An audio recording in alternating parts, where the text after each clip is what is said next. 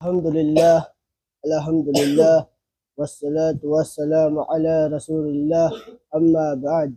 Wassalamu alaikum warahmatullahi ta'ala wabarakatuh. Mga alipin ng Allah subhanahu wa ta'ala, na unang-una sa lahat ay nararapat na tayo ay magpasalamat sa Allah subhanahu wa ta'ala na kanyang ipinagkakaloob sa atin sa pang-araw-araw, kaya tayo ay magpasalamat sa Allah subhanahu wa ta'ala. Dahil sinabi ng Allah subhanahu wa ta'ala sa banal na Quran sa Suratul Ibrahim, ang kanyang sinabi na kung inyong bibilangin ang gantimpala na aming ipinagkakalob namin sa inyo ay katotohanan na hindi nyo kayang bilangin ang gantimpala ng Allah subhanahu wa ta'ala. Dahil bawat takbo ng oras ay lagi tayo binibigyan ng Allah subhanahu wa ta'ala ng biyaya. So mga alipin ng Allah subhanahu wa ta'ala, na ang aking isasalaysay ngayon dito ay kasama sa mga kaugalian ng mga munafik sa banal na Quran. So mga alipin ng Allah subhanahu wa ta'ala, ang pagsasaksi sa kanila ng Allah subhanahu wa ta'ala na katotohanan na napakasinungaling nila. So mga alipin ng Allah subhanahu wa ta'ala, na sinabi ng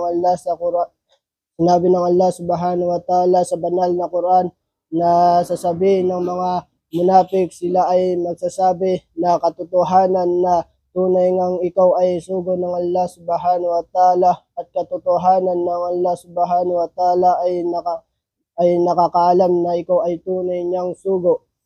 Ano ang sasabihin sa kanila ng Allah subhanahu wa ta'ala? Ang mga magpakunwari ay tunay ngang mga sinungaling.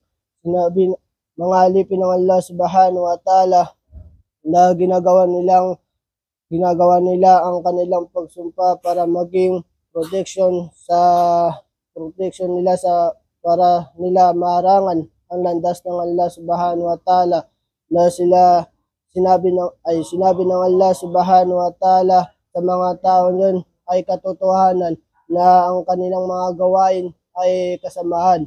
Mga alipin ng Allah subhanahu wa ta'ala, na ito ay dahilan sila ay nagsisimpalataya at muling nagtatakwil sa pananampalataya kahit ang kanilang puso ay natakpan, at sa ganyan sila